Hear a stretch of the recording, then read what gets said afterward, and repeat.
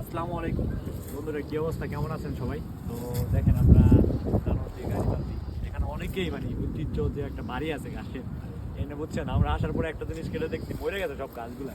আমার পিছনে দেন না বিল্ডিংটা, এই যে সেই বিল্ডিংটা যেখানে হচ্ছে আপনারা ফেমাস, অনেকে ভিডিও করছে বা অনেকে ছবি করে পোস্ট করে।